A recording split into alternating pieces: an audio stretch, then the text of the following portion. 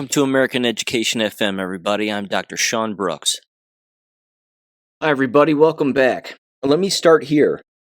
First of all, just a couple of comments about Trump's address the other night. It was one of the most watched that's ever taken place. Of course, it wasn't a State of the Union address. As you're well aware, it was just an address to Congress. But with that said, there are now endless videos bouncing around the internet with endless Democrats openly stating that they're leaving the party, that they're done. You know, American citizens just saying it's over. After watching the behavior of the left, I can't support them anymore. I'm tired of being gaslit by them. It's just not happening. This is fantastic. Again, in that entire trap that was set for them, they fell for it yet again. This is what happens again with any group of people, by and large, certainly when you side on evil, and you don't have all of the facts and you don't want to know all of the facts, it's only a matter of time before you fall off the cliff. You'll just watch each other fall off the cliff, and just, again, in the blind association, so to speak, you're just going to fall right with them. And it's absolutely incredible.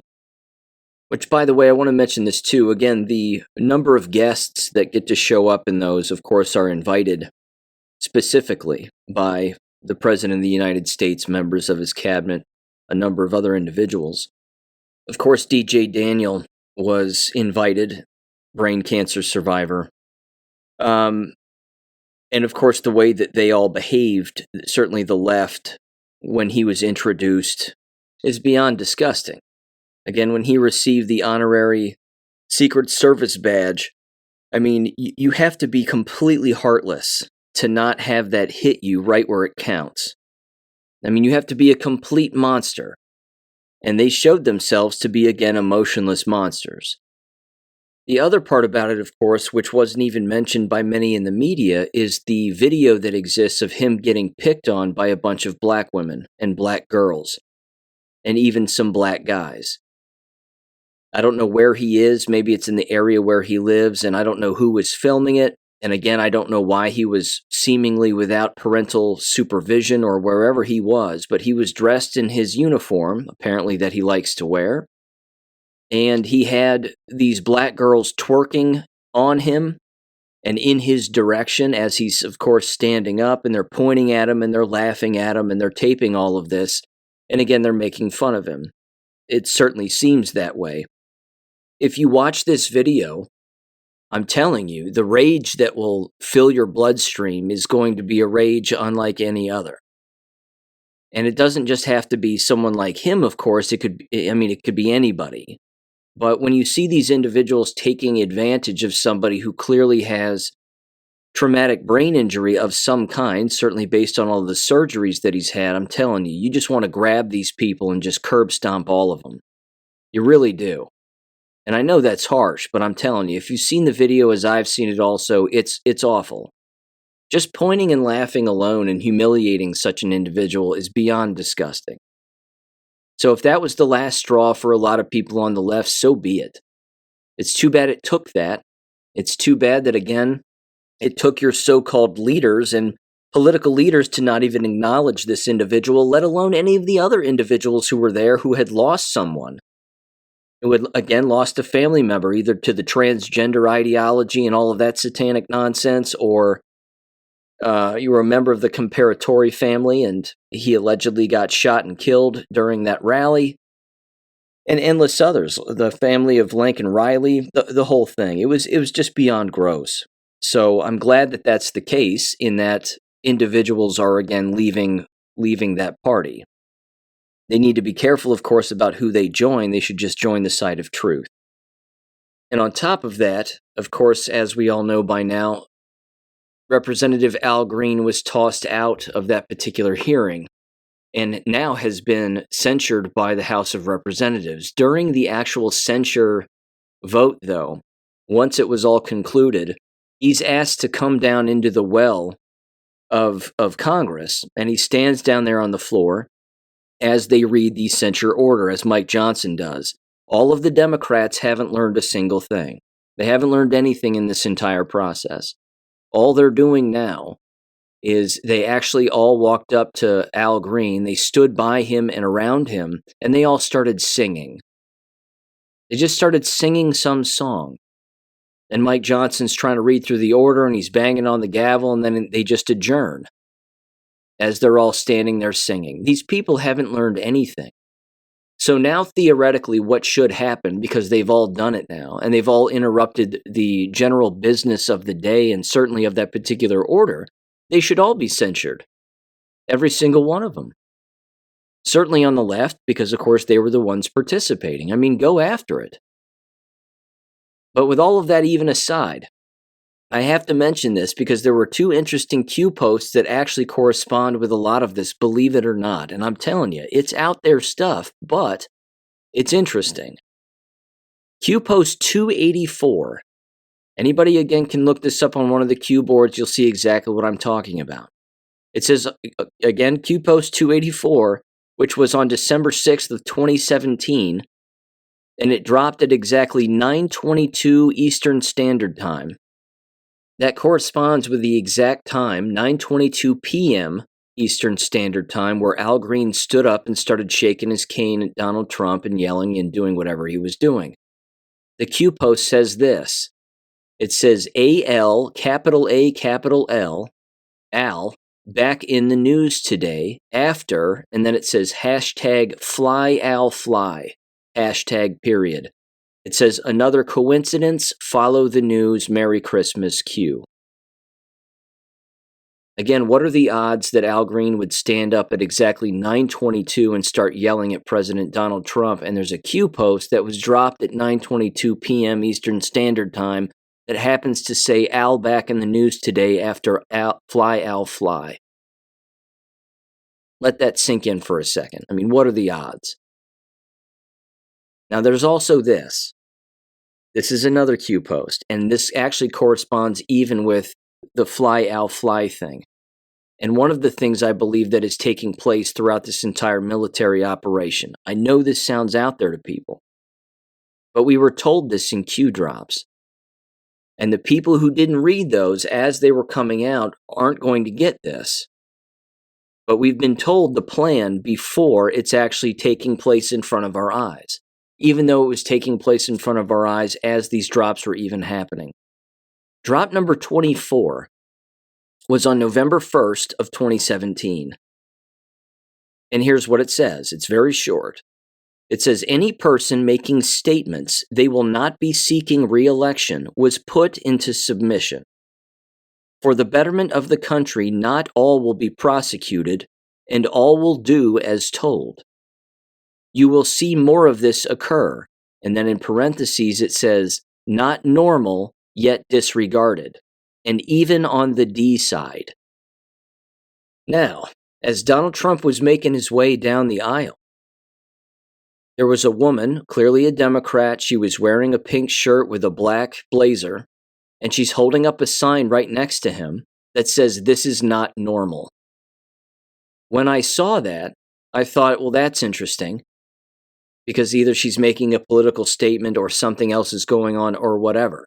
The next day, I opened up the Q boards and I just typed in not normal, and that was the post that popped up. Again, the post I just read, any person making statements they will not be seeking re-elections was put into submission. For the betterment of the country, not all will be prosecuted, and all will do as told. That's really important. It says you will see more of this occur, not normal yet disregarded, and even on the D side. So, again, people who can think multidimensionally have got to start understanding that there has to be a military operation taking place, that this is more proof of it. It's not us losing our minds or imagining things, because the only way to do any of this and to take back our country is through using the military.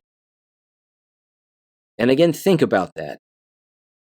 Given the fact that the federal government, specifically the executive branch and certainly the Joint Chiefs of Staff, and all of the intel agencies, you know that they have the goods on all of these people. So on one side, you've got the bootlickers. On the other side, you have individuals who don't know what's going on.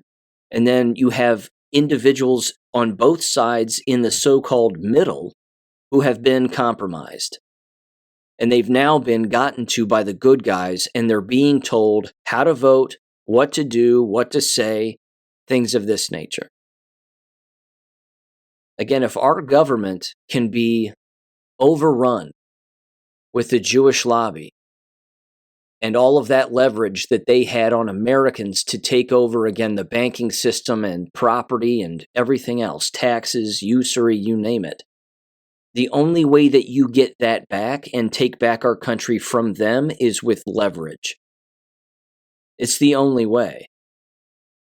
If politicians gained their position through leverage and things being used against them to put them in a place so that they can be controlled, why on earth can't the exact opposite thing happen against them from individuals who know exactly why they've been blackmailed and know exactly why they've been controlled up to this point? That implies that they are well aware, and by they, of course, I mean Donald Trump, the military, and others, that they would have to know what these individuals have done that is illegal. They have to have the goods on these people, probably all of them. There's probably a very thick dossier on every single individual who is in Congress, in the Senate, again, the Supreme Court. I'll get into that in just a minute. But, it's that kind of information that can, of course, be leveraged against them and used against them. This also is a perfect example, I think, as to why individuals keep screaming about Pam Bondi and Kash Patel and they haven't done this and Epstein files that and, all this yelling back and forth. They don't understand the difference between yelling about something and understanding leverage in warfare. It is a very big deal. And it exists in warfare and has existed in warfare since the beginning of time. It also, of course, is in Sun Tzu's The Art of War. If leverage can be had on these individuals to again, get them to do what you want them to do, and the bad guys do that, why can't the good guys also? Why can't you beat them into submission? That way you don't have to fight them anymore. That way you own them. And you can move them around. And again, if bad guys can do that to individuals, why can't the good guys do it in return? They certainly can.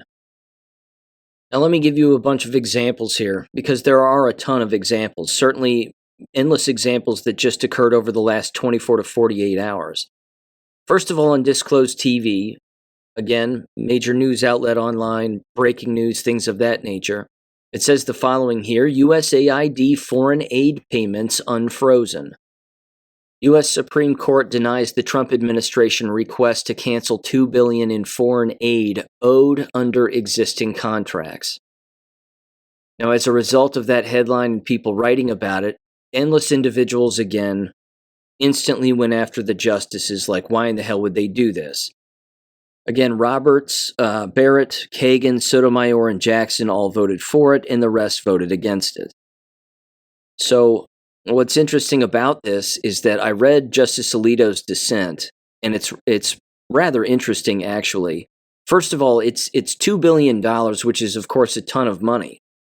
But it's a drop in the bucket based on everything that USAID has been wasting money on. Not to mention, we don't know exactly where this money is going. But what this had to do this had to do with the Supreme Court making a ruling based on what a lower court had decided. A lower court, leftists most assuredly, had voted that Donald Trump has to basically not pay out this aid, because even though some of it had been paid out, it's basically all been dispersed and there's no getting it back. What Justice Alito openly says is, he says that doesn't matter, not to mention neither does a timetable. Under no restriction is there a timetable in which the Supreme Court can't override a federal judge's ruling. So let me just read again kind of a portion of this, certainly the end here. It says, today the court makes the most unfortunate misstep that rewards an act of judicial hubris and imposes a $2 billion penalty on American taxpayers. The district court has made plain its frustration with the government and respondents raised serious concerns about non-payment for completed work. But the relief ordered is quite simply too extreme a response. It says a federal court has many tools to address a party's supposed nonfeasance. Self-aggrandizement of its jurisdiction is not one of them.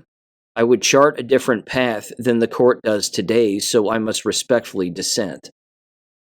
Again, his entire dissent was 8 pages long. I could read the whole thing, I suppose, on the show here, but just for the sake of brevity, I'm not going to. Either way, it's an easy read, and even I understand it, and I'm not a law student. But again, essentially what he's saying, if my summary is to be believed here, is that he's saying that lower courts with political motivation shouldn't be making rules like this, in particular when the executive branch has the right to certainly, again, not continue aid to a certain individual, even if their contract is still in motion. Again, it could be that there's an investigation taking place as to what that contract actually says. If that's the case, then that has to be brought back essentially to a lower court. Again, I asked A.J. Gochik about this also. In fact, I should mention this too. I also ran this through Twitter's AI system, Grok, and I decided to basically get a breakdown as to what it essentially means and what it essentially says. But let me read you A.J.'s answer because it's very well done. Again, he's a lawyer also. He says, I can't add any more to the extremely thorough analysis by Grok, which was a very long explanation. It says the challenge was not to the temporary restraining order generally, but to the specific order to pay out by a certain date. The Trump administration's Justice Department hasn't even weighed in on the case yet. I then posted this question to him, which again, I made a statement online about it also, and I basically said, if it's Trump's motive to find out exactly, of course, what these contracts were for, and he probably already knows that, like where the money was really going. You know, it might say it's going to some children's cause when in fact it's going to child trafficking, for example. Well, is that a children's cause? Sure. Except somebody sees children's cause and they think it's something positive, when in fact it may not be. It may be completely illegal. So the point that I was making was, isn't this one of the ways that you can basically fetter out fraud? Is that you can then bring it back to a lower court or even the Supreme Court, even though I found out later the Supreme Court wouldn't take such a case again. But a lower court would have to rule based on having more information and more evidence that the actual contract is fraudulent by nature. So again, with all of that aside, I also asked again, basically, what does that mean and does that process work itself out? AJ said, I agree. Fraud can be fettered out through federal prosecution in court. Also, if the plaintiffs, NGOs, contractors believe they've been stiffed, then bring a breach of contract action before the federal court of claims, and let's have a thorough review of those contracts, though the Trump administration should have access to any federal contract or grant, in theory at least. And then again, I basically said, well, what is this essentially called then? And it's a motion to reconsider, basically, and then you bring more evidence to bear.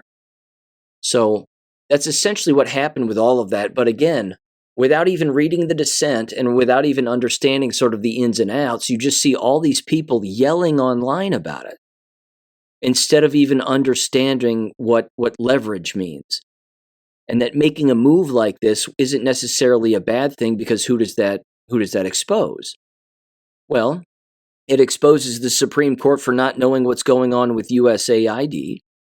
It exposes the federal judge for not knowing nor caring what's going on with these particular contracts, and it exposes the contract holders at the exact same time. Again, they all take the bait, and they all fall for it. But everybody, again, put all their guns toward Amy Coney Barrett online, and they were like, well, she's the worst, and she's blackmailed because she has Haitian adopted kids, and so on and so on. That's possible. It's highly possible she's completely compromised and blackmailed. I'm not saying she isn't. But there's always more to it, is the whole point. And I happen to think, again, that the good guys are in charge here with a lot of this, and they're exposing a lot of these individuals. Again, in Donald Trump's speech in his address to Congress, he brought up all that USAID fraud, and that's only a snowflake on the tip of the iceberg of the fraud. And he did it with the Supreme Court justices, a lot of them anyway, sitting right there and listening to this. They have no choice but to listen to it.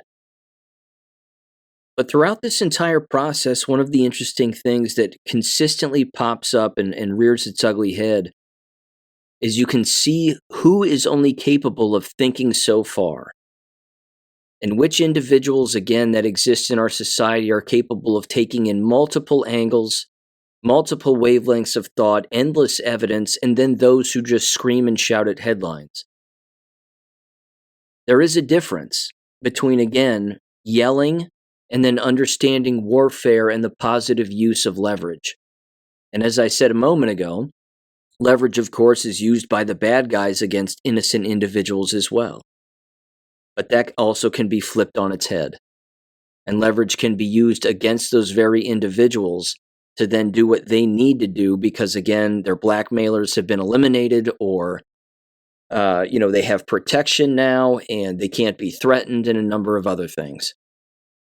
So, again, if it's something that plays out in an actual movie where judges are threatened and judges are killed and a number of other things, you have to know and fully understand they're not pulling that from a movie and applying it to reality. They're pulling it rather from reality and applying it to a movie because it happens in reality first, and it always has. So this is the ongoing war that is going on back and forth here.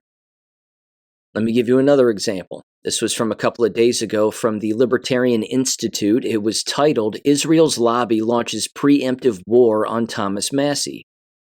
It says 2 weeks ago, Kentucky Senator Mitch McConnell announced that he would not seek re-election in 2016.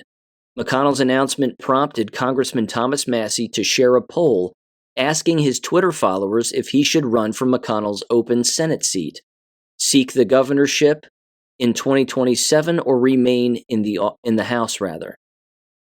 And 116,700 votes, 67.1% told him that he should run for Senate. It says, naturally, Massie's followers were very enthusiastic about the former idea. It says, but the prospect of a Senator Thomas Massie already has the Israel lobby on high alert.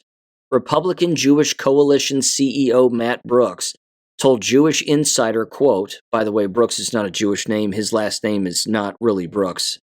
It's something like, I don't know, Zeckelstein or something. Anyway, it goes on. It says, he said, quote, if Tom Massie chooses to enter the race for U.S. Senate in Kentucky, the RJC campaign budget to ensure he is defeated will be unlimited, unquote. It goes on here. It says, back in May of 2023, Massie accused the RJC of taking, quote, the neocon position, rather, that the U.S. taxpayers should fund the war in Ukraine. The RJC responded by attacking Massie for, among other things, opposing U.S. funding to the Iron Dome and voting against a resolution condemning the boycott, divestment, and sanctions movement. It says, meanwhile, Rabbi Shlomo Litvin, that's his real name, believe it or not, of the Kentucky Jewish Council accused Massie of, quote, going out of his way to troll Jews, unquote. It says, and Marin Pell of the American Jewish Committee suggested that Massie demonstrates, quote, outright hostility with the Jewish community, unquote. You see what's happening here? This is proving it. Again, Thomas Massie even posting such a poll on X and asking his followers what should he do, which is remarkably the constitutional republic thing to do. Hey, what do you want me to do here? Again, 67.1% want him to run for the Senate. 11.5% want him to stay in the House, and 21.4% want him to run for governor. I think he'd win any of them. Just to wrap this up here, because it's rather long, and again, it goes through basically everything that Massie has ever said or done. Of course, he was on Tucker Carlson talking about AIPAC and a number of other things, but it goes on here, and it says in November of 2023, he voted against House Resolution 6126, which provided Israel with $14.5 billion in military aid. In April of 2024, he opposed House Resolution 8034 and 8035, which allocated $95 billion in foreign aid to Ukraine, Israel, Taiwan, and other Indo-Pacific allies.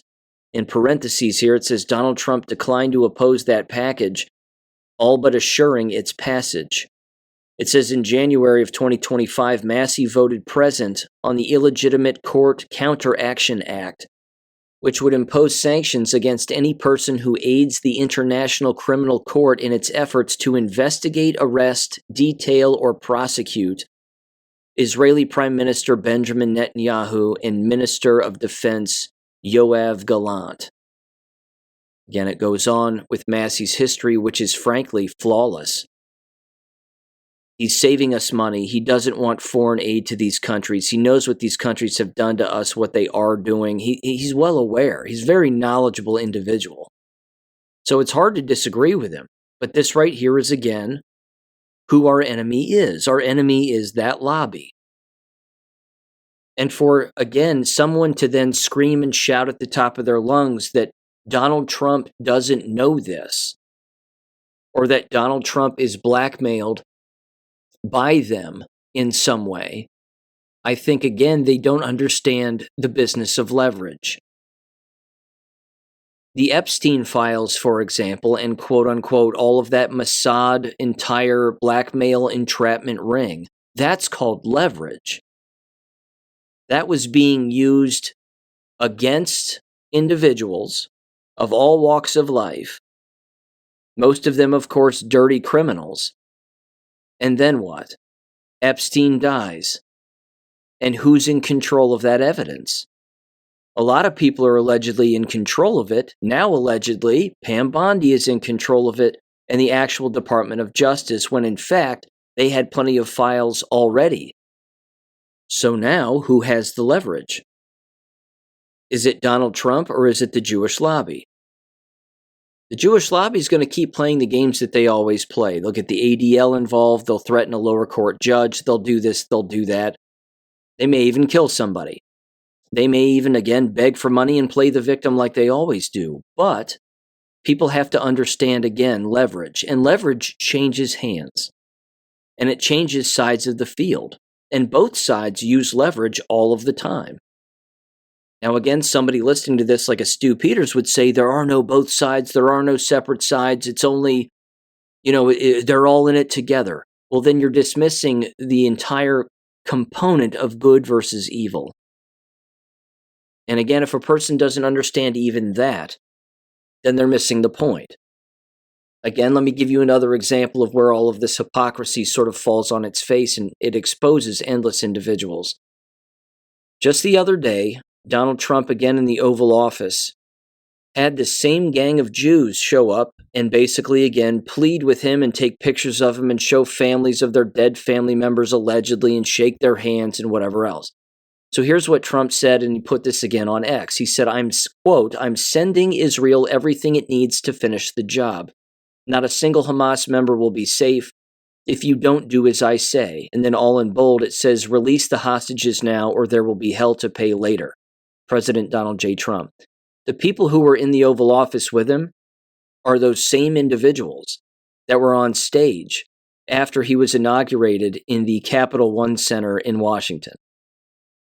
Same individuals. Again, all Jewish. They're all wearing that satanic little scroll necklace thing that they wear. Probably the Star of Remphan was around their necks and the whole thing. This is also, again, the business of leverage. He knows exactly what he's doing in this situation. I personally believe, again, this is my opinion, but there's ample evidence that he knows exactly what the problem is here and who the problem is. Zionists are the problem. You would have to know this. You can't take back our country unless you use leverage against those very individuals. You have no choice. Again, if you get in the comments section of this particular X post, it's just all anti-Zionist posts, by and large. Every now and again, you'll see a post where somebody will say, yeah, you're the best president of the United States, flatten that place. But 9 out of 10 comments, every 9 out of 10 comments is anti-Israel and anti-Zionist posts, all telling the truth about what's going on. And just because, again, talk about leverage, just because, again, Donald Trump has received money from AIPAC in the hundreds of millions of dollars, doesn't mean that he can't use leverage against them also by taking a few photos and sending a few bucks over here or a few bucks over there. And I know it's not a few bucks. I mean, it's billions of dollars, which is awful. But at the exact same time, you have to keep up appearances. You have to keep the appearance that these individuals are being honest, that these individuals are, again, not actors, that these are individuals, again, who, again, whatever, are real victims, when in fact they may not be. And you talk about, again, leverage being a good thing if the bad guys are still going to pay you money. And all you have to do is take a couple of photos with them, knowing full well what's really going on. You bet your ass that's leverage. So it's warfare. That's my ultimate point. And this, too, again, is where the hypocrisy falls, because then you'll get a post like this. You'll get two, again, opposing individuals. You'll get Chaya Ratchik, Libs of TikTok, posting something like this, and then she immediately responds again and says, this is the greatest thing ever, flatten that place and blah, blah, blah. We got it. We got it. She's incapable of thinking multidimensionally about anything. She's being paid by this lobby to only, again, provide low-hanging fruit on certain issues and not ask bigger questions. Fully get it, fully understand. But then you'll get individuals, again, like Stu Peters, who take the exact opposite approach and say, nothing's ever getting fixed, our country is doomed, Donald Trump is a Jew lover, and all this other nonsense. Again, that's one-dimensional thinking also. So Stu Peters is thinking at the same dimension of thought that Chaya Ratchik is about this singular issue, and neither one of them are considering warfare and psychological warfare and leverage. Again, it dates back to the Epstein stuff. They don't understand leverage. That will never get released because it's leverage against all of the bad guys. It's just too good of a weapon to have at your disposal. And you just use it as much as you have to use it until, again, drip by drip, point by point, revelation by revelation, more and more people start to wake up to this. Other than that, perhaps Libs of TikTok and Stu Peters should just go kill themselves, because if they don't see a way out of this and they don't see any victory, then why keep fighting? Again, screaming J's at the top of your lungs accomplishes nothing. Coming up with solutions and understanding that there are deeper things taking place here, that's remarkably important. Let me give you another example. Just the other day, Ian Carroll, a lot of people have seen his videos again on TikTok and on social media, of course, X, the whole thing. He was on Joe Rogan's show.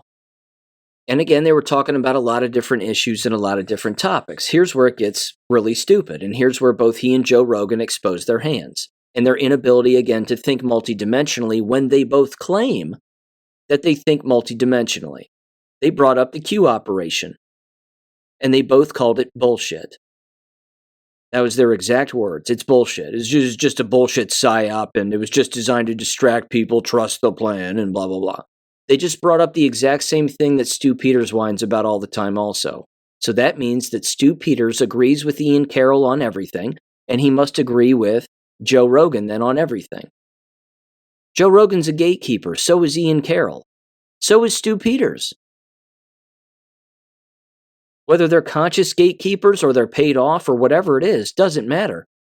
Again, Ian Carroll specifically, with his so-called ability to take in multiple angles and multiple information and this, that, and the other. Again, he, much like Alex Jones, would have to call the Q operation bullshit because he doesn't want people looking into it. He wants people watching his videos. He wants people not thinking for themselves. He wants people to pay attention to what he provides. Even though he names the J's, which is great. He should. That's a good thing. However, that's face value stuff. Anybody can do that who's knowledgeable on the subject, but what if there's more going on? This is where these individuals can't think multidimensionally. And they believe, again, that everything that they're just seeing in headlines and at face value is the only way or the only thing that could possibly exist. And it just isn't. Joe Rogan even brought up, and again, this is where he shows his cards and how foolish he is. He even brought up the HBO documentary that was thrown together by a couple of left-wing nitwits regarding the Q operation or their interpretation of the Q operation. And it was a hit piece. The entire thing, again, was evil propaganda. It was completely false. But Joe Rogan goes, "Oh, I saw that Q documentary, and that's when I knew Q was bullshit." And Ian Carroll looks back at him and goes, "Well, it was HBO." He goes, "HBO's basically mainstream media, and I don't trust HBO, but even though I still think it's bullshit anyway." It's like, these are two guys that just exposed that they didn't read any of the drops. They didn't connect any dots as to what's actually happening and what's even going on right now, and how what's going on right now still correlates with those posts. Again, if I'm wrong about something, I'll tell people. If I come to a revelation about a particular thing that completely reverses the evidence and the proof that exists, which that's going to take a little bit, but I'll openly admit it. The problem is that in these moments, these individuals, like the two of them, are exposing themselves for not taking in evidence. They just all blow it off. And the way they blow it off, again, just like Stu Peters, is they all blow it off saying the same thing. They quite literally use the same words. They say, "Oh, you trust the plan? Well, that's all bullshit." You just proved to me you've never read a single post in your life. That's all that means. And if you were to question any of them as to whether or not they read them as they were coming out or what was going on, they would either lie to you, and it would be painfully obvious they were lying, or they would say, "Well, no, I really didn't," or, I only read a couple. And then that would be the end of their answer. Again, you have to take in multiple avenues of evidence here from multiple people, including people you disagree with. But if you just blow something off and go, "Nope, that's not it," well, then what evidence aren't you taking in, and what evidence don't you want to take in? And then, of course, why don't you want to take in that evidence? There's this too. This, again, is a perfect example of how people are incapable of thinking multidimensionally or understanding how this works. Donald Trump, again, in his address to Congress, openly stated that he asked a company, an American company, which happens to be BlackRock, to purchase back the Panama Canal, the entrance and the exit to the Panama Canal on both sides of that channel.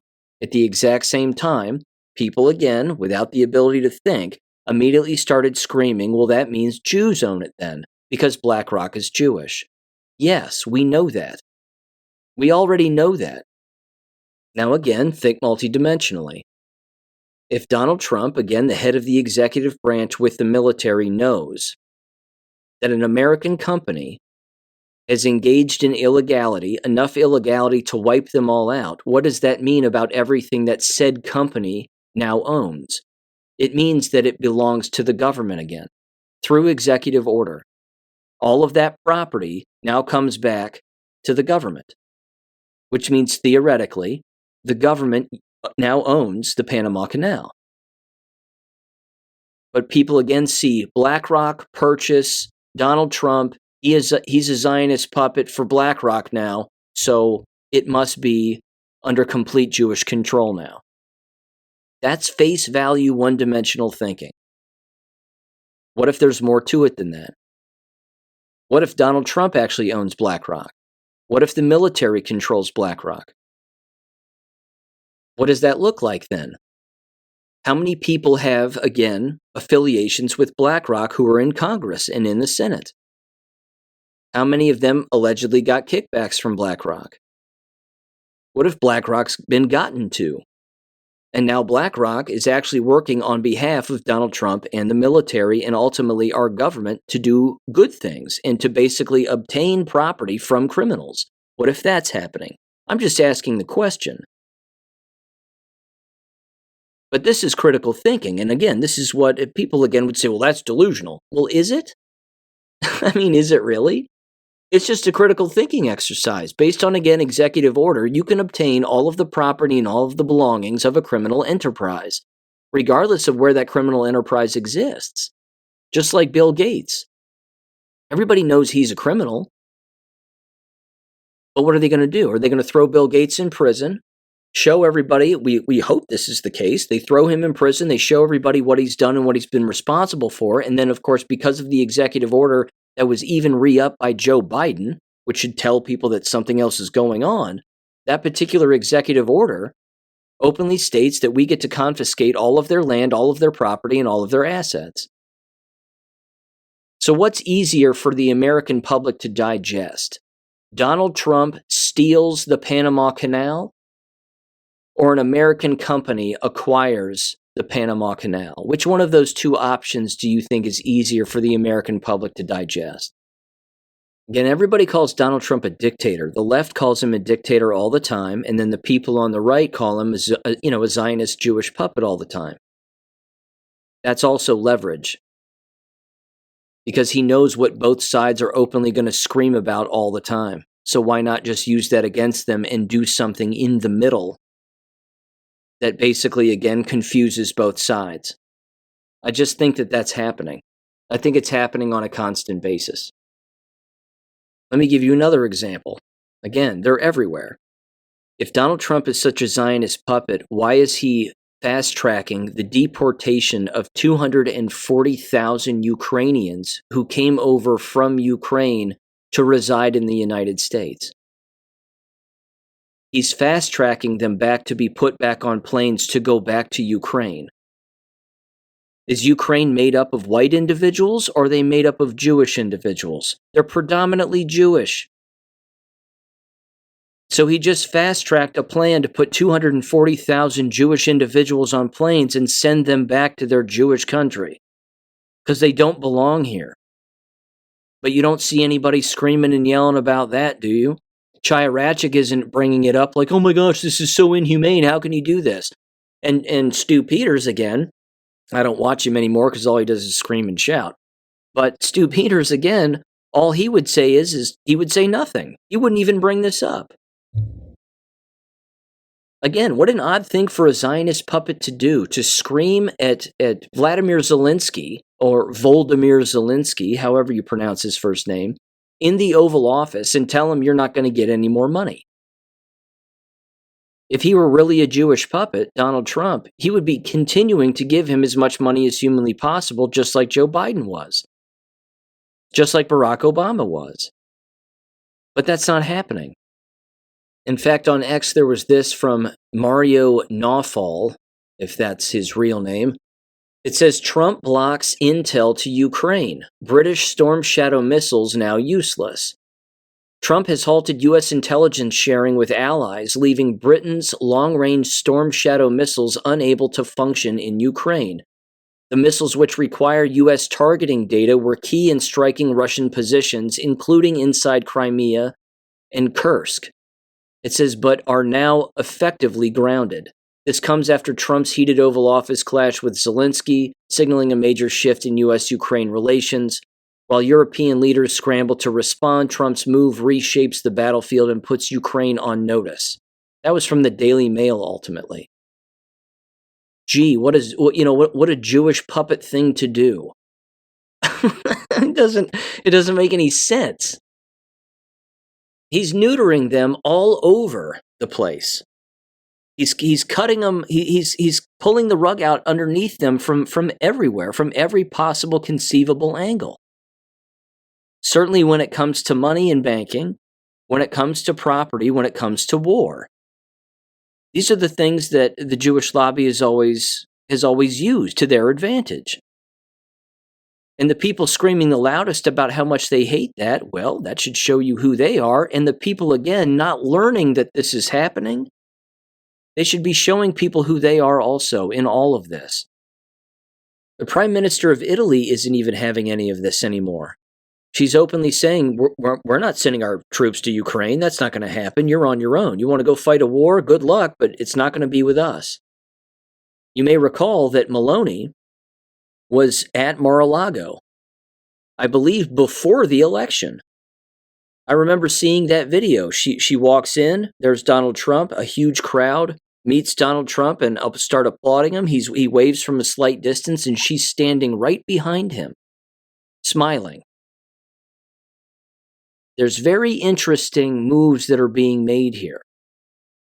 And if people can see these clues, and if they can again connect these dots, at the very least, in all of this confusion, which is warfare because that's what it is, it's supposed to be confusing, you can actually start to connect some of these dots and read between the lines on your own. Why on earth would Maloney go to Mar-a-Lago? Why would they meet up like that? Has Macron been to Mar-a-Lago? If I was a betting man, I would say that's only for, of course, special guests for certain occasions, like an alliance of sorts. Maybe Trump shared intel with her and said, here's what's going to happen. Here's what moves they're going to try to make. We need you to be with us. Remember, old Italy under Mussolini were fascists, which is a good thing. They were nationalists. They were Christian. Because that's what Italy is supposed to be. But if you align again with the European Union, NATO, and all this other stuff, all of that was designed to create war. And why would you want war? To profit and to kill your own people. And there are people, again, on earth running these countries who don't want that. They know that there's a better way. So yes, we can walk and chew gum at the same time, and so can they. There are multiple wars taking place right now, foreign and domestic. And those two words, foreign and domestic, are in the oath of office. You have to say that you will fight against all enemies, foreign and domestic. That's happening now. So yeah, it's warfare. There's no doubt about it. Lots of confusion as well. Speaking again of the domestic warfare, of course, you have the Sanctuary City hearing that took place the other day. Again, it was kind of a dog and pony show, but these mayors of these cities, it was Denver, New York, Chicago, and Boston. And then you had a Jewish guy from the Cato Institute sitting at the end, basically yelling that Donald Trump is the worst. Well, if he's such a Zionist puppet, Donald Trump, why is the Cato Institute cursing him? Again, everybody knows that those mayors are breaking the law, and they openly admitted it. They were openly admitting it in the hearing that they were violating law. And they're so stupid that they were actually just attempting to rename particular things, not understanding that the law doesn't account for you being able to just rename stuff. You can't just rename a thing and say, well, we're not violating the law because we don't call it that. I don't call it rape, I just call it heavy petting. I don't call it murder, I call it a physical suggestion, a strong physical suggestion. You can't do that. The law is the law. And they all got exposed. And then, of course, allegedly, there are investigations now at the DOJ for all of those mayors, as there should be. They openly state again that, and this is kind of basically a summary of the entire thing, there are actually two major points to walk away with. Number one is that, unfortunately, Greg Abbott and Ron DeSantis were getting a pass by the right for, again, human trafficking. I mean, Governor Abbott in Texas and DeSantis in Florida, all they had to do when they were receiving all these illegal aliens is tell them to turn around and go home. They didn't do that. And they could have rounded them up as governors of those states and sent them back anyway, and they didn't do that. They could have even detained them in their own state lawfully and just let bygones be bygones. But they didn't do that because they're probably blackmailed. So what did they do? They bust them and they flew them into numerous cities across the entire United States, thereby, of course, engaging in human trafficking. The left was trying to bring this up, and unfortunately for them, the left was getting shut down. At the exact same time, Anna Paulina Luna, not her real name, but she apparently again made references, or referrals rather, to the DOJ to have these mayors arrested, because these mayors again were changing the language of what they were actually doing. And more specifically, what they were doing is they were openly stating that they would accommodate a warrant, a criminal warrant, if one was given to them. However, when it came to an ICE detainer, they weren't doing that. They would just repeat themselves and say, well, if we get a warrant, a criminal warrant, then we, of course, adhere to that all the time. That's different from an ICE detainer. An ICE detainer is That person's illegal, go get them. And then you have to hold on to them until ICE takes them, and then they'll be deported and they'll be tried and or go to jail. They weren't doing that. They weren't hunting down illegal aliens, essentially.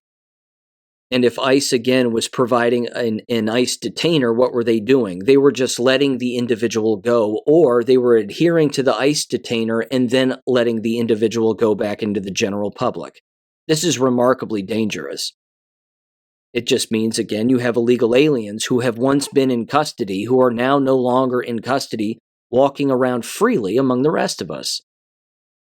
So, yeah. That was essentially the whole hearing. I mean, it was a long hearing. It was like 5-6 hours. But that was essentially it. And Congressman Andy Biggs did a great job, too. He ran through, again, the actual law that they were all violating. He said, you can say you're not breaking the law. This law is pretty flippin' clear. He had 3 placards. He shows them, reads right through all of them, and he goes, yeah, you're breaking the law. This is what you're doing. So, yeah, it shouldn't surprise anybody. These individuals have been gotten to. They're blackmailed. They're owned. In fact, Mayor Adams was basically the only one playing ball. And Ocasio-Cortez went after him, basically saying, did the Trump administration get to you and your lawyers? Is that why you're now all of a sudden, changing your mind on particular things? Because they're spending, and did spend, $6.3 billion on illegal aliens as a city. 6.3 billion with a B, as in boy. That's a copious amount of cash. And the Chicago mayor said he didn't know how much they had spent. That it was 1% of their total budget, but he didn't even know what their total budget was, so he said. This dude's a full-blown communist. And again, the mayor of Denver, Colorado is a complete cuck. This guy is he's so limp-wristed, it's ridiculous. And then, of course, the mayor of Boston, she's equally as foolish. It's astounding. But these individuals now, again, have been caught. So now who has the leverage? It's just the old adage. You arrest one of these individuals, deterrence is going to be an amazing thing. And you're going to see all these individuals start to buckle. So they got to Mayor Adams of New York, the good guys. There's no doubt about it. Because the people investigating him, again, openly just left their jobs. They said, we resign, we want nothing to do with this anymore. He should have been prosecuted for getting kickbacks. The reason that they went after him was because, again, he was working with the good guys. And he was going to give up a whole lot of the bad guys as to what's going on. So it's an interesting back and forth. But again, this is the confusion because it's supposed to be this way because it's warfare. And it doesn't stop. In fact, in all fairness, just in conclusion, geopolitically sort of, let me mention this just briefly. There was also a quick little press conference with Pete Hegseth, J.D. Vance, and Tulsi Gabbard, and they were all at the border. And I fully understand the connections with J.D. Vance and Palantir and all of the surveillance state and all of that. I fully understand it. I fully get it. I don't necessarily like it. It's certainly not a good thing. But J.D. Vance, again, did bring up the business of technological AI surveillance at the border, and this is one of the many ways in which, again, these individuals at the border can get caught. I fully understand the long-term ramifications of that, and that basically, again, is one of these things that a lot of people fear when it comes to a global or countrywide surveillance state, is that very technology will be used on us. Well, I hate to break it to people, but unfortunately, it's already being used on us. It already exists. And it's been here for quite some time. I just don't think we want it to get worse than it already is. And we would actually like to see a lot of it eliminated. Because again, unfortunately, this is part of the Patriot Act stuff. A lot of this was brought in, again, under the guise of our safety, so said government, and then what's it done? I'm not saying it doesn't catch bad guys, but it also surveils all of us too. So, yeah. Again, is it needed at the border? Sure, as long as it works and it catches people. But I also saw footage of an osprey going over the border wall and along the border wall, like parallel to the border wall, just blowing up the dust along the border wall. That seems like a pretty good deterrent also. I wouldn't want to be caught up in a dust storm from an Osprey helicopter either. So, I don't know. Electrify the fence. There's a lot of things you can do. You can hire more people, of course. You can build more bases down there. You can do lots of different things. But, I don't know. I'm just one guy with a couple ideas. Anyway, that's that for geopolitical stuff. Let's get into education. And there's a few things here. Number one, as I'm recording this, the Department of Education is allegedly set to be abolished. Now, of course, the first way that gets done is through executive order, which again is the rumor that that's going to take place any time now. So this is from the Washington Post. Again, draft executive order calls for closing education department. It says Education Secretary Linda McMahon has said that congressional approval is needed to close the agency, which is true, but deep cuts to the workforce are expected in the short term. So again, Trump signs the executive order, doubles down on the DEI and wasteful spending and all of that nonsense. And then ultimately it has to go through Congress with a majority vote, and then they can abolish the Department of Education. And of course, it will probably be on party lines, and it will get divided up into other government departments, of course, and then ultimately end up back at the states. And as I've said before, and as you're well aware, that's where the real fight's going to take place, and that's where people are going to get real crazy. Again, if state governments already have laws in place that certainly are not aligned with DEI and all this other nonsense, or they've even gotten rid of those laws, then good. The real problem, however, is the false curriculum. This is really the foundation of the corrupt education system. It's not a lack of resources, it's not a lack of money, it's unfortunately what people believe to be true that is in fact not. It's what exists between the ears. That's the real problem here. And as we know, school teachers, unfortunately, by and large, are creatures of habit, and they certainly don't want to learn something new, let alone reverse their thinking on everything that they think that they know, when in fact the thing that they think that they know isn't actually factually accurate. But there's a very funny thing that happens in society. When you know what the truth is and you see a particular headline or you read a particular story, you can actually see the truth right through it. And the truth sometimes hits these individuals right in the face, these unwitting individuals, and they don't even know it. Let me give you a perfect example. Jesse James sent this my way. Absolutely laughable. This is from, I believe, a town or a county just north of Oxford, Michigan. Here was the headline. The outlet is the Lapeer County Tribune.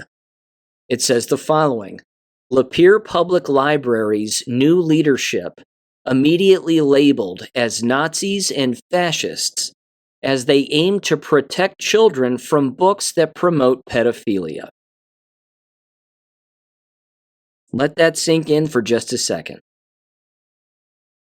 If you know real history, as hopefully we do now, we know that the very individuals seeking to protect children and families from pedophilia and from books having to do with pedophilia or other perverse things, that those individuals were not Nazis, because that's a derogatory term. It was the National Socialist DAP Party, and yes, they were fascists, but even though that's more aligned with Italy. But still, they're anti-Bolshevik, anti-communist. Which means the headline is proving that Adolf Hitler wasn't the problem, that the German army wasn't the problem. They were actually burning those books that we want burned now. Same books, same authors, very similar last names. The headline proves it. The headline proves that these individuals, again, align with that ideology, which is good, because it's nationalistic, it's Christian.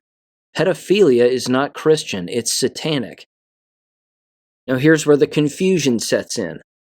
This is one of the individuals, a Peggy Brodsky, told the Tribune, quote, "I don't understand why this is such a controversial issue.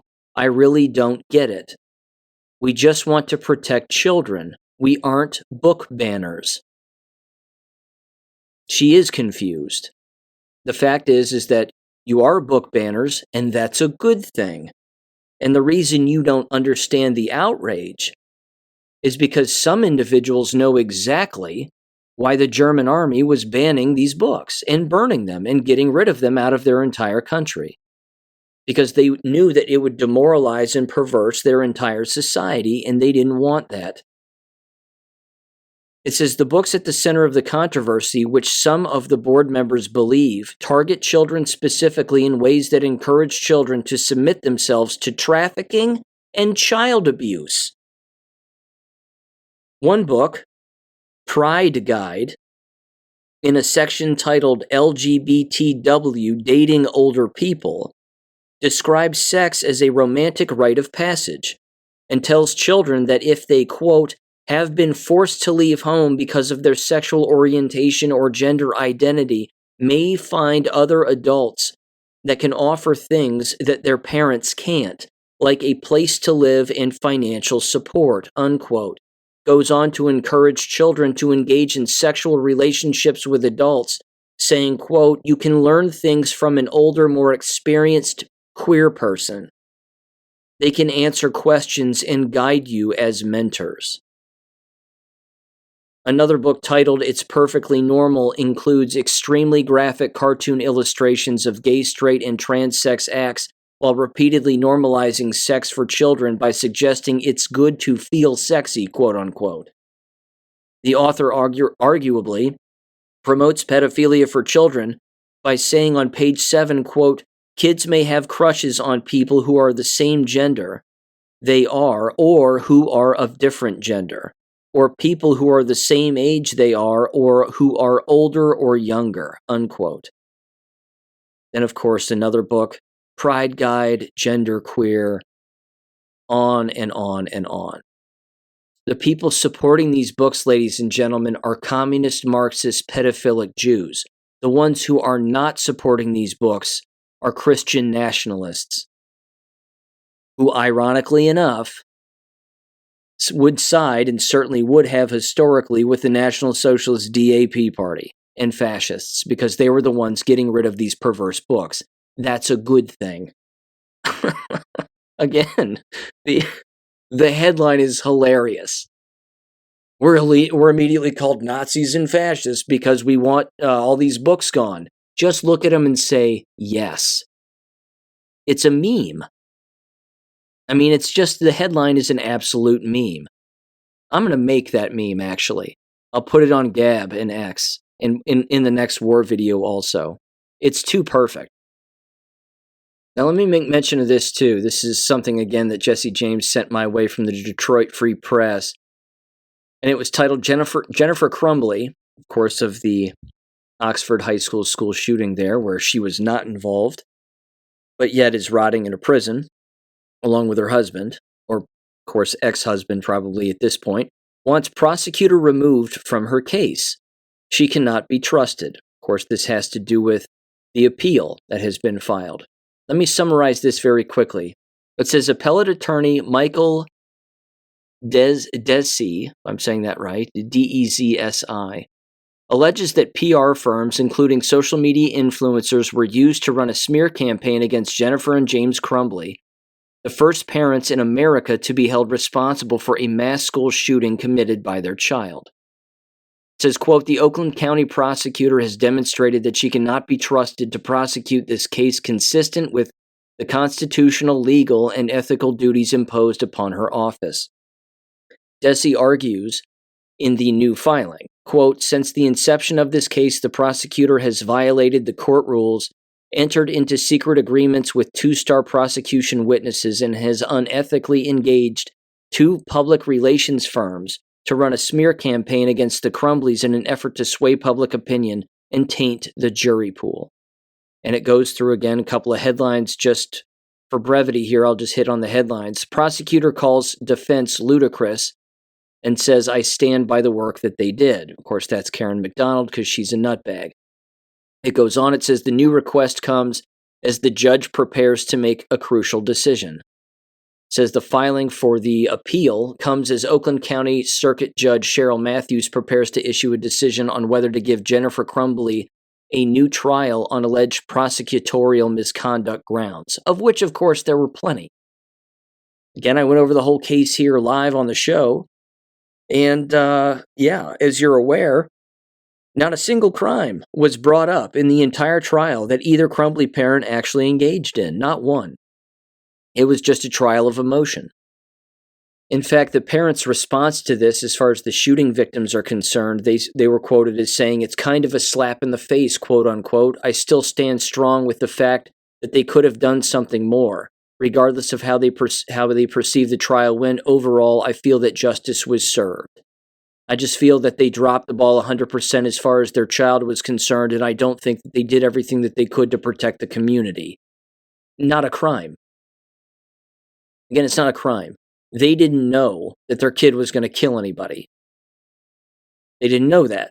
That's not a crime. And then, of course, other victims said, parents and family members said that they can't go through this again. Again, it's all based on emotion. You would think that they would want facts and that they would want to actually put the right people behind bars and be objective. But if you're run by emotion, logic gets thrown out the window. As far as the defense for Crumbly is concerned, they said that the prosecution spent $150,000 to work with 2 PR firms at taxpayer expense, and that the prosecutor turned her office into a makeshift Hollywood film set to, again, record particular things and, get certain messages out there. And they also said, here's how the prosecution violated Michigan rules of professional conduct. It says, first, by withholding from the defense the proffer agreements that it brokered with 2 key school witnesses who testified against the Crumblies. Of course, one of them being the counselor and the other being the disciplinary administrator. He said that's a violation of Section 3.8 of the Rules of Professional Conduct, which says that a prosecutor has a duty to, quote, make timely disclosure to the defense of all evidence or information known to the prosecutor that may be favorable to the defense. It says they just have outright lied about their obligation and duty to produce those proffer agreements to the defense. They certainly could have reached a different outcome in that case.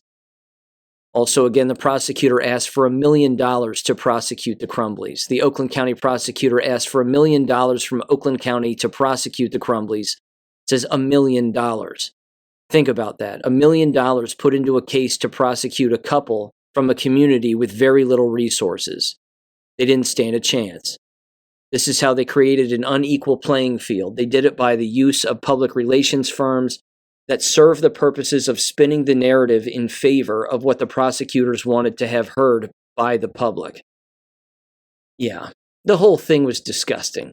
So I hope that both Crumbly parents get another day in court, and again, the appeals process carries itself out. Keep in mind, they've been in jail since, I believe, December of 2021.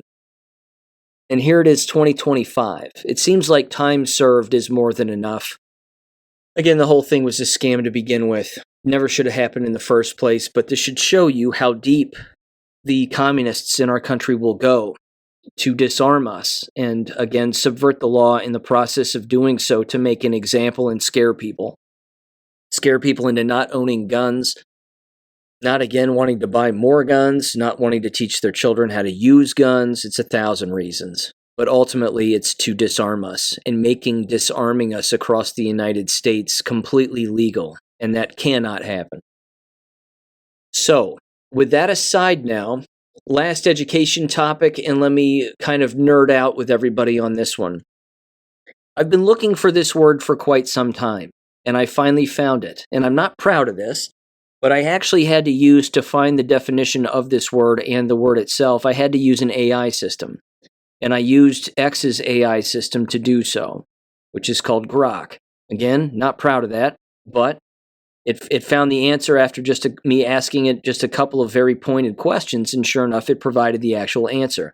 Before I get into what that word is, and trust me, you'll understand the definition perfectly, because if this bothers you like it bothers me, well, you'll sympathize. But I was actually listening to Glenn Beck the other day, just as I was exercising, just to tune in to see what that nitwit was saying. And he brought something up about artificial intelligence that I thought was interesting. It's certainly food for thought. But he claims that back in the 90s, he was talking about the use of artificial intelligence in the future, and how ultimately It would be used to not just create definitions and predetermined answers for particular outcomes and particular scenarios and analyze information and everything else, but ultimately, it would be used to replace lawyers. And that if artificial intelligence is used to replace lawyers, like law books, for example, and of course, endless previous court cases regarding a variety of issues in XYZ, that ultimately this would become the reference source for the entire legal apparatus that exists in our country, thereby edging out lawyers. Now, we're kind of already seeing AI edge out teachers, and we're seeing AI be used to edge out human beings. But with all of that said, question he posed, which again, I'm not a fan of his by any stretch of the imagination, but it was interesting that it would ultimately again edge out lawyers. The longer term problem with that, which he brought up, was that not only would it edge out lawyers, but ultimately AI would ultimately decide that AI has human constitutional rights. And that in the long term, AI would receive the same rights that we have, thereby being interpreted as an equal part or an equal stake in everything as a robot. It's a rather horrific way of looking at things, and I certainly hope that's not the case. But, again, a basic search engine is essentially artificial intelligence anyway, and yeah, that's been around since the 90s. So it's just advanced itself now to where you can get longer explanations, and as I've even brought up on the show here, you can plagiarize entire articles. Again, I openly did one, self-admittedly, on Substack with those particular answers when I asked it the question of who really runs the world. And I asked multiple different AI platforms that particular question, and then of course it provided their answers. And there were some similarities, and then there were some staunch differences from AI system to AI system.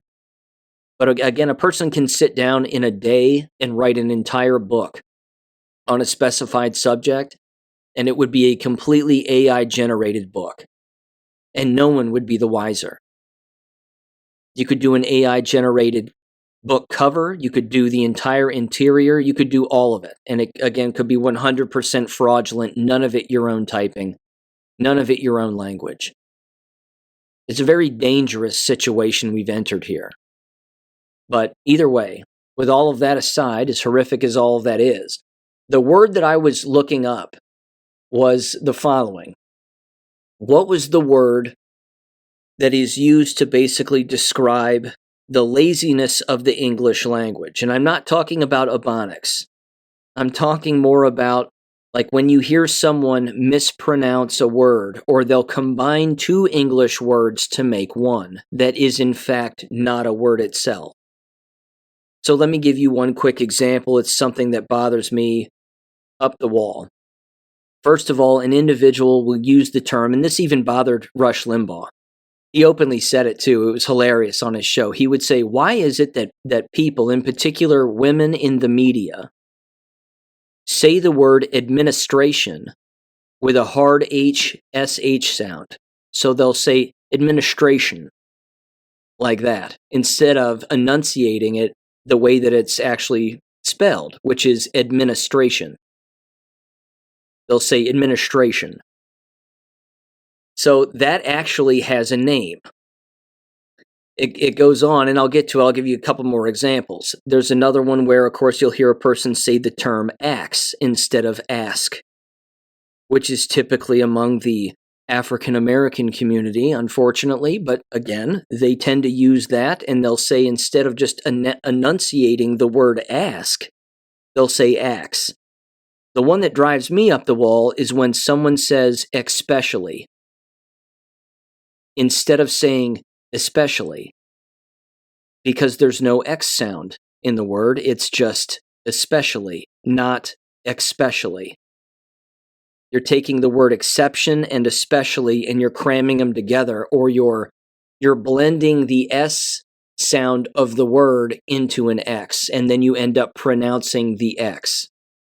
Okay.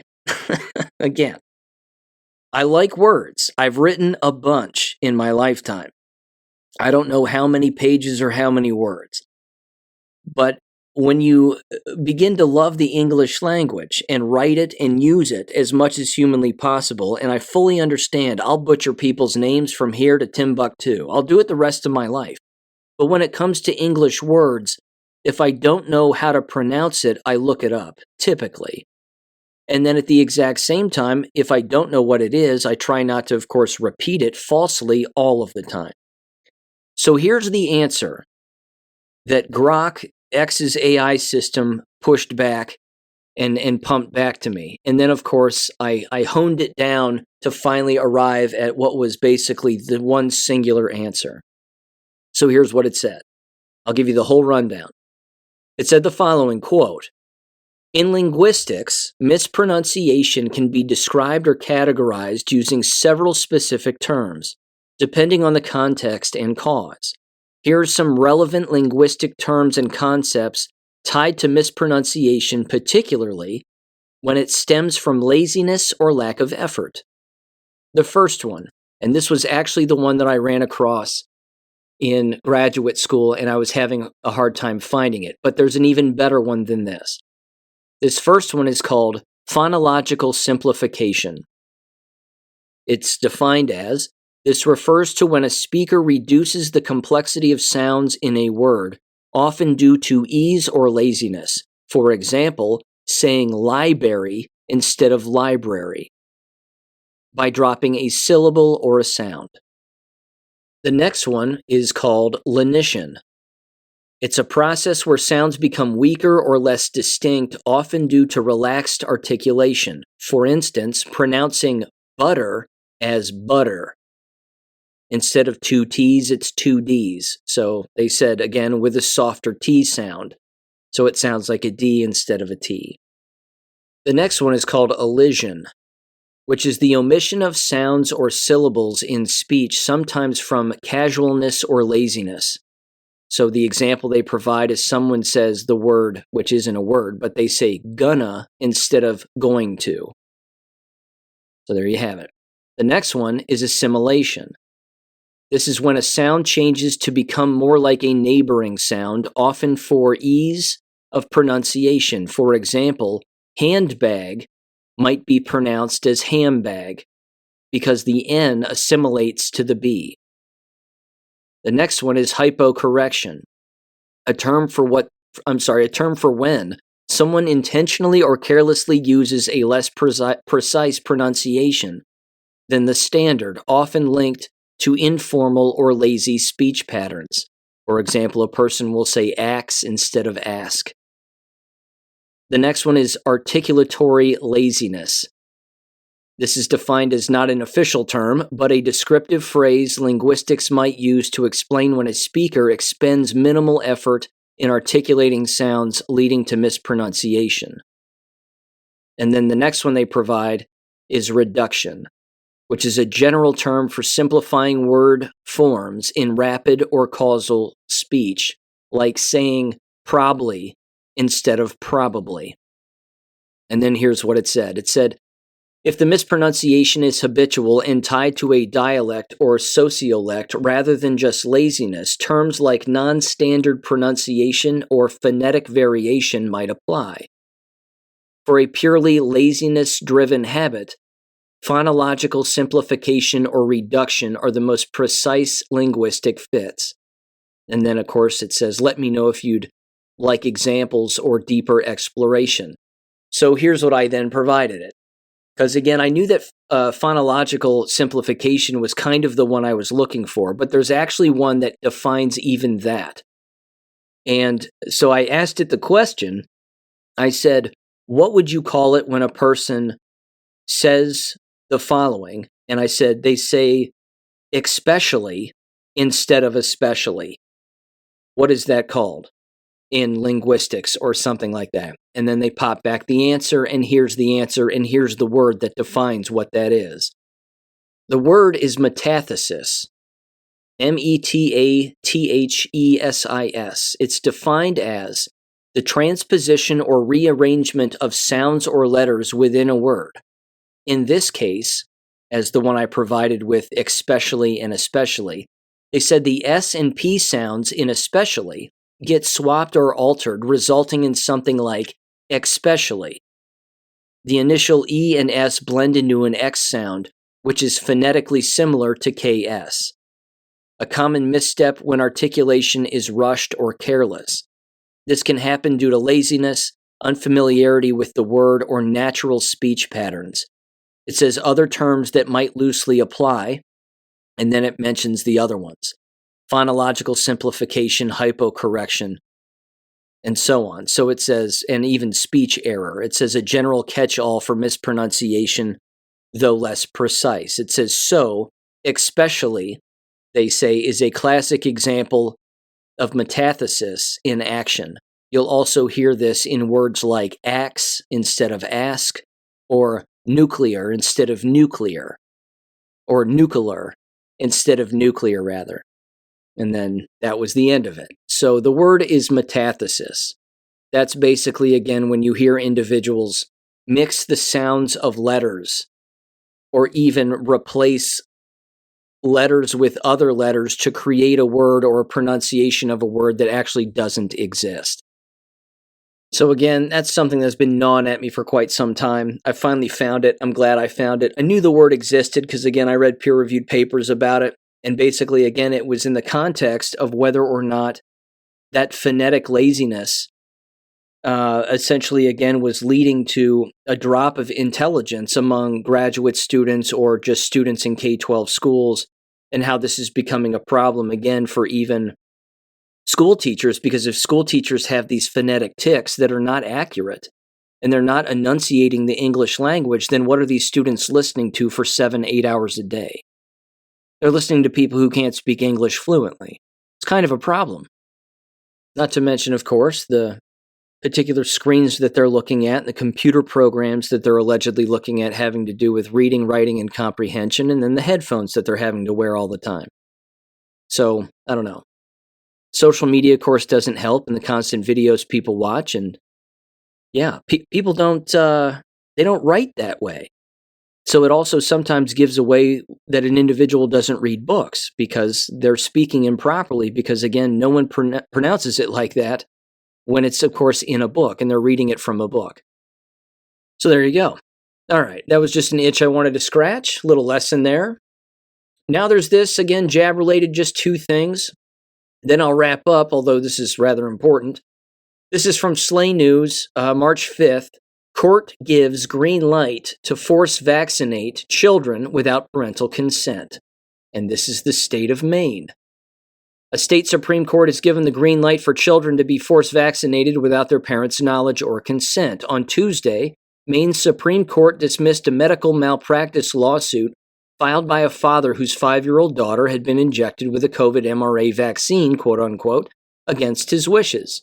The father, Jeremiah Hogan, filed a lawsuit against Lincoln Medical Partners and its parent company, Maine Health, Inc. The case, Hogan versus Lincoln Medical Partners, raised significant legal questions about the scope of immunity under the Federal Public Readiness and Emergency Preparedness Act, or the PrEP Act. The higher court's March 4th ruling also raises concerns as it sets a precedent for institutions to begin vaccinating children, against their parents' wishes.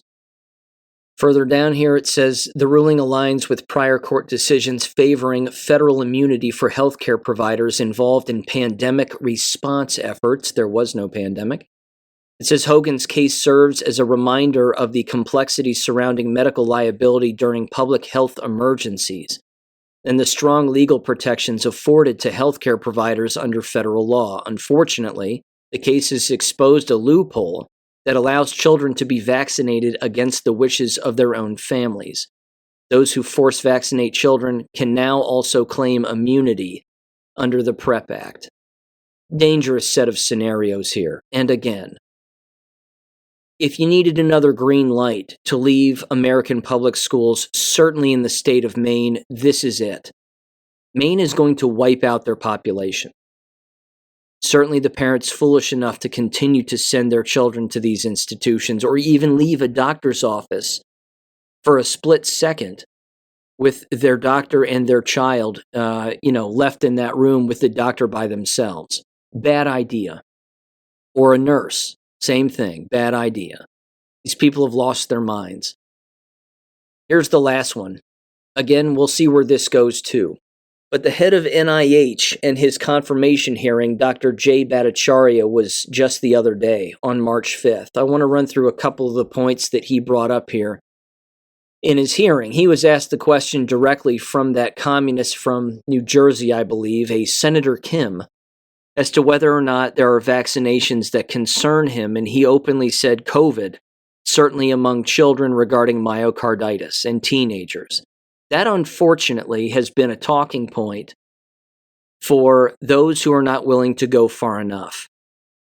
But again, it's everybody. It's myocarditis for everybody. It's not just children.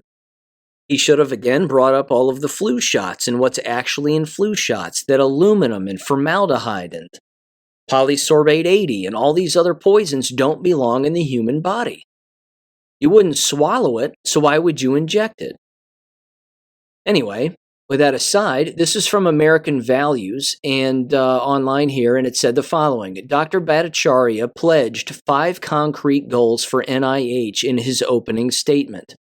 Dissent is the very essence of science, quote unquote, and apparently these are all direct quotes.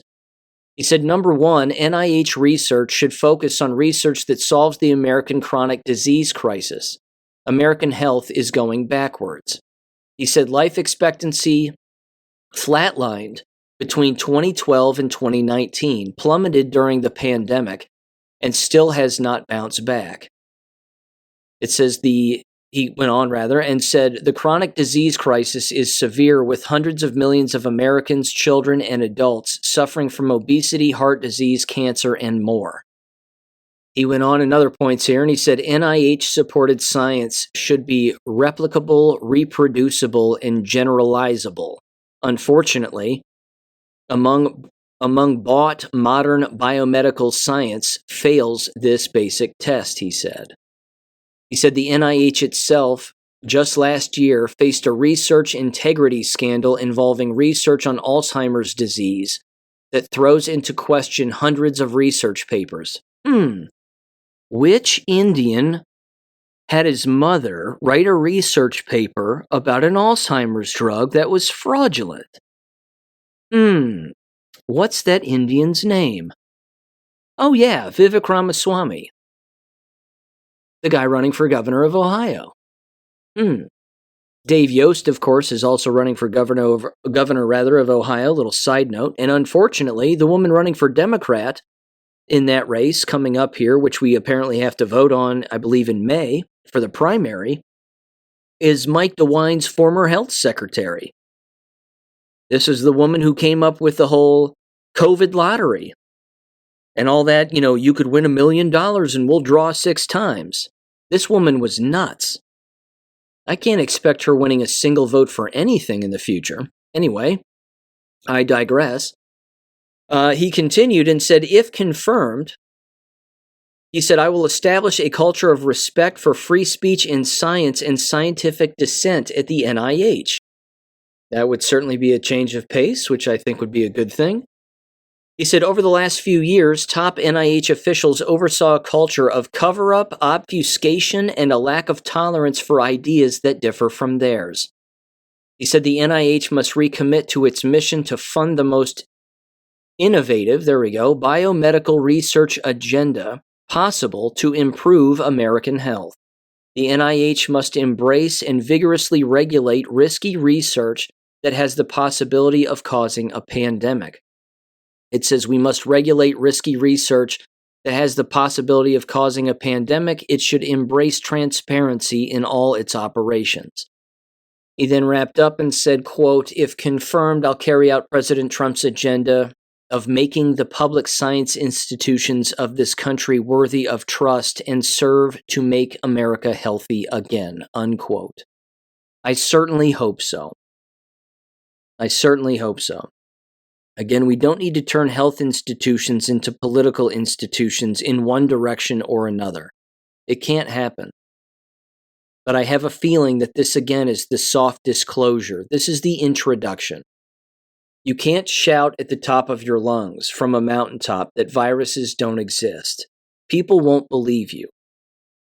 But with slow evidence being dripped out throughout the public, people will start to realize that vaccination has nothing to do with preventing any kind of viral, quote-unquote, infection. It is just straight-up poison. And when you remove vaccination, you quite literally remove illness. When you limit it or eliminate it altogether, illness will go away. The injected will remain ill, and unfortunately they will shed on people and so on and so on. But you have to cut the cord at some point, and you have to turn off the faucet at some point and then destroy it permanently. So I think this is part of the ongoing disclosure. It's certainly moving in a better direction. It doesn't mean that the bad guys aren't going to give up with a fight in all of these institutions, whether it be USAID, NIH, HHS, CIA, FBI, so on and so on. There will be people again who dig in like ticks because they have to make it look like they're doing the right thing when they're not. They're brainwashed and they believe they're doing the right thing when in fact they aren't, or they're just trying to protect themselves. But this again is that interagency civil war that you've heard me talk about even years ago. I read a huge post about it that was on the Chan boards from a long time ago. That this is the civil war that you're going to see play out right in front of you, is this interagency, intergovernment, interemployment civil war. There's no doubt it's going on. So I have no doubt that Jay Bhattacharya is going to get confirmed. The question will then become, how much is he going to learn? Who is he going to learn it from? Who is he going to meet with and communicate with? Who's going to tell him the stone cold truth? And then, of course, create a plan for the ongoing disclosure of the truth among the American public while dwindling the influence that the medical apparatus has on humans. So much so to the point where individuals will stop running to a CVS to get injected just because it's that time of a year. That has to stop. Or else, again, those people are going to be dead. And we know that they're already dying and they're already ill, chronically, and they don't even know why. But this is, again, going to wipe out our country if it isn't stopped. So, with that said, ladies and gentlemen, thank you for listening. As always, it's been a busy week. It's just going to get busier. This is how it's going to be. So, with that said, thanks for listening again. Have a great weekend, and I'll catch you on Monday. Peace. Thank you for listening to American Education FM. Make sure and check out AmericanEducationFM.com for more information. Take care and God bless.